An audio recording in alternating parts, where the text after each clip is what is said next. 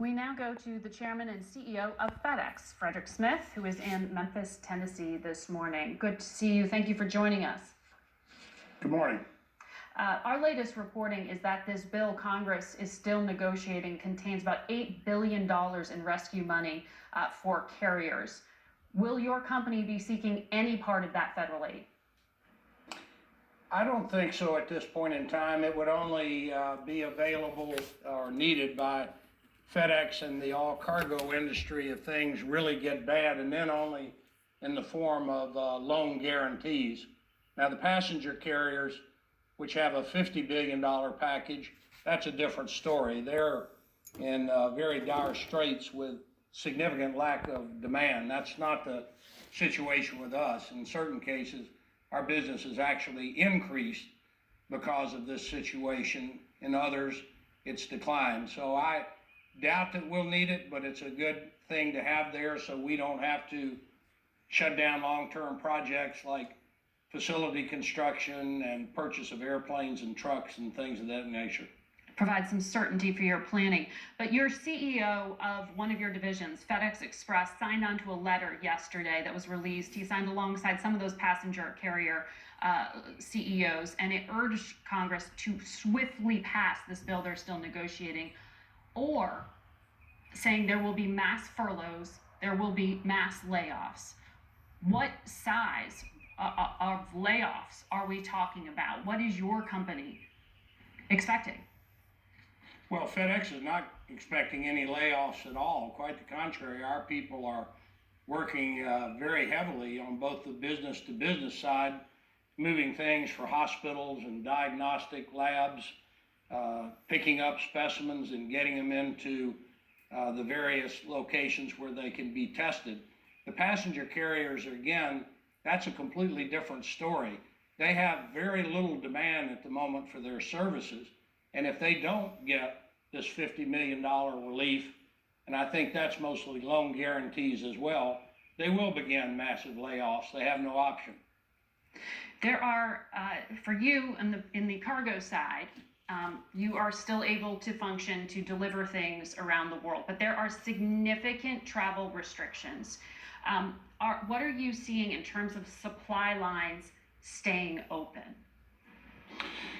Well, we began to deal with this problem in our operations in China in January, and there we took extraordinary measures to protect our people and our pilots.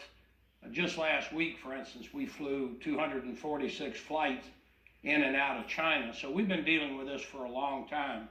China is now actually back mostly in production. About 90% of their big factories are open. Their smaller businesses less so, but about 70%. So with the shutdown of the passenger operations across the Pacific, we have significant backlogs coming into this country and a significant amount of traffic going back to China. More recently, the same thing's true across the Atlantic. Our Purple Tail airplanes are carrying a lot of stuff both ways.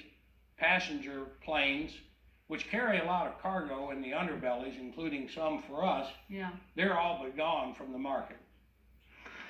But it sounds like you're saying trade can continue, though passenger travel is restricted. I want to ask you about the safety of your employees as well here. I mean, there are reports that we saw in the New England Journal of Medicine recently saying that this virus can survive on different surfaces for different periods of time. On cardboard, it can survive for about 24 hours. How do you protect delivery workers who are literally going to Americans' front doors? Well, we have massive efforts underway in all of our facilities to try to socially distance folks and their workstations. We're providing gloves and all kinds of antiseptic swabs and things of that nature. For people that are receiving packages, the CDC says not too much risk, but if you've got concerns, take a little alcohol and rub it across the package after it's left on your door, which is what we're doing.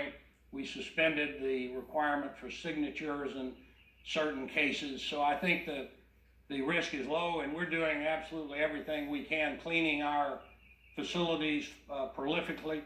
The place I'm talking to you from, one floor up, we had an employee last week that tested positive for it. We cleaned the building. We have lots of people working from home. So you just have to work through the issue using every measure at your disposal. We're moving prolific amounts of hand sanitizer, for instance, in our freight company at the moment. I'm sure you are. Fred Smith, thank you for joining us and giving us your insight. This crisis is having an enormous impact, as you just heard, particularly in the airline industry, but that is the entire travel industry that is affected as well. And we're going to turn again this week to our CBS News transportation correspondent, Chris Van Cleve, for more. He joins us from our newsroom. Chris, we were just talking about the bailout that Congress is putting forward. This has billions of dollars, not just for airlines, but for retailers, for hotel companies. How much time does this buy them before we see layoffs? Well, the airlines say if they get the package they want, they can avoid furloughs until at least the beginning of September. I can tell you, though, at least 2 regional airlines have already said they're shutting down because of the coronavirus and the drop in demand. Marriott Hotels has already started furloughing what it expects to be tens of thousands of workers, not only frontline workers, but also amongst their corporate staff, as Marriott has started to shutter some hotels temporarily because demand in the hotel industry, they're running at about 25% of what they should be typically, and the airlines are seeing passenger loads at 20 to 30%. It's just not a viable business without help. There's been this debate over whether the U.S. government and the U.S. taxpayer should essentially just hand over money in a grant to these airliners, or whether it should be essentially a loan that could end up looking something like taking a stake, as they did during the auto bailouts. What is it that the industry is actually asking for? Sure. So the airlines are asking for a mix of immediate grants to keep their payrolls operational through at least the end of August. They're also asking for a package of loans and some tax changes, some tax benefits that would help them weather this. You know, an airline told me that, listen, they're going to operate about 40% of the network they were operating just at the beginning of March. And they said, we can't afford to be 40% of an airline with 100% of the payroll unless somebody steps up to fill in the gap. It's just not viable. What's in the Senate bill appears to be a package of loans, and airlines and their labor unions are worried that that won't be sufficient to avoid large-scale furloughs in the airline industry. The hotels are already seeing that, so clearly there is a pressure from the airline standpoint to get an influx of cash immediately. In exchange for that, they've said that they will not furlough workers until at least September, that they'll put limits on executive compensation, stock buybacks, and dividends, and certainly Congress can add other terms to that. So functionally, what does that mean? Is air travel essentially going to be shutting down? Well, we just today saw that Emirates, one of the larger global carriers, is going to suspend all passenger travel later this month. U.S. air travel domestically, the president has said he wants to keep it going domestically, at least for absolutely essential travel. But the airlines, without any support, say they'll be out of money in the coming months. Already, we've seen a dramatic decline. Some numbers for you.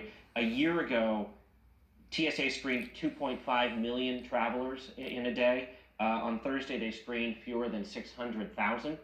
At the beginning of the month, they were screening about 2.3 million. You can see the drop off, 76% decline in travel. That's very challenging, Margaret, but the plan is to keep the planes flying for now. No doubt.